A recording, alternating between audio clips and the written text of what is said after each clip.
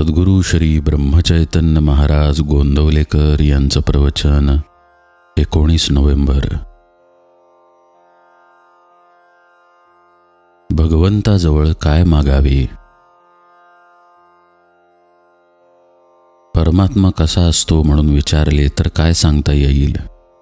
तो तर नाम रूप आणि गुण यांच्या अतीत आहे, म्हणून आपल्या भावनेने जसा पाहावा तसा तो आहे असे सांगता येईल। म्हणजेच सर्व काही आपल्या भावनेवर आहे। आपण त्याच्याजवळ काहीही मागितले तरी तो द्यायला तयार असतो। आपण विषय मागितले तर तो देत नाही असे नाही, पण त्याबरोबरच त्याचे फळ म्हणून सुख दुःखेही आपल्याला भोगावी लागतात। म्हणून काही मागायचे झाले तर ते विचार करून मागावे। एक गृहस्थ दमून एका झाडाखाली बसला। ते झाड कल्पवृक्षाचे होते। तो सहज म्हणाला, इथे आता मला प्यायला पाणी मिळाले तर फार चांगले होईल। असे म्हणताच त्याला पाणी मिळाले। पुढे आता काही खायला मिळाले तर बरे, असे म्हणताच त्याला खायला मिळाले। त्यावर त्याला विश्रांती घ्यावीशी वाटली आणि तसे म्हणताच त्याची निजण्याचीही सोय झाली। पुढे त्याला वाटले की आता इतके सर्व मिळाले तेव्हा इथे माझी बायको मुले असती तर मजा आली असती। असे म्हणताच ती तिथे आली। एवढे झाल्यावर त्याला वाटले, आपण जी इच्छा केली ते सर्व मिळाले, तर आता इथे मला मरण आले तर? असे म्हणताच तो मरण पावला।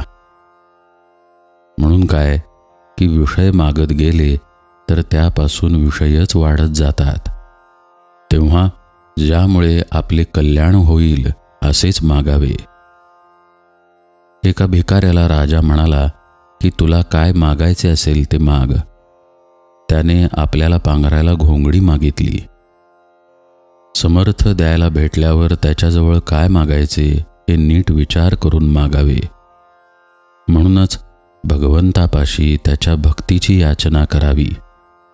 ही मागितल्याने आपल्याला समाधान मिळते आणि दुसरे काही मागण्याची इच्छा होत नाही।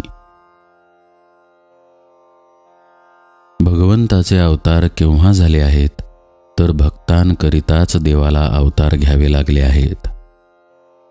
अवतार घेतल्यावर नुसते भक्तांचेच काम होते असे नाही, तर त्यामुळे इतरांनाही देव आहे ही भावना निर्माण होते। आपण त्याला शरण जाऊन त्याचे होऊन राहावे, म्हणजे आपल्याला मग इतर कोणत्याही बाबतीत काळजी करण्याचे कारण उरत नाही।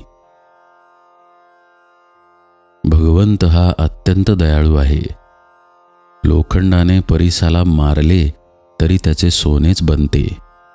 त्याप्रमाणे भगवंताने भरताला भाऊ म्हणून तारला, विभीषण शरण आला म्हणून त्याला तारला आणि रावणाला शत्रू म्हणूनही तारला, पण त्याने सोडले कोणालाच नाही। असा भगवंत जोडायला नामाशिवाय दुसरा कोणताच सोपा उपाय नाही। भगवंताच्या नामाशिवाय मला काहीच कळत नाही असे ज्याला कळले त्यालाच सर्व कळले। जानकी जीवन स्मरण जय जय राम।